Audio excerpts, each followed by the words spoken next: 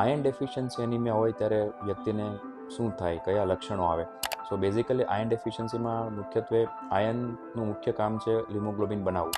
એટલે જ્યારે હિમોગ્લોબિન ઓછું થાય, હિમોગ્લોબિન ઓછા થવાને કારણે જે સિમ્ટમ્સ આવે જેવા કે થાક લાગવો, દાદર ચડતા હોય તો દાદર ચડવામાં તકલીફ પડવી, બેચેની અનુભવવી, સાંજ થાય ત્યાં એકદમ ઇરિટેટ થઈ જવું, મૂડ સ્વિંગ થવા, બીજા હેડેક થવું, અને મુખ્યત્વે ઘણીવાર એવું બનતું હોય છે કે આ બધા વસ્તુને કારણે આપણે મેન્ટલ ડિસ્ટર્બ હોય એટલે આપણા રિલેશનમાં પણ ઘણી બધી તકલીફ થતી હોય છે, અને જ્યાં કામ કરતા હોઈએ ત્યાં આપણું વર્ક કોન્સન્ટ્રેશન પણ એટલું નથી હોતું, એટલે આપણે એફિશિયન્સલી આપણે એને આપણું વર્ક આપી શકતા નથી.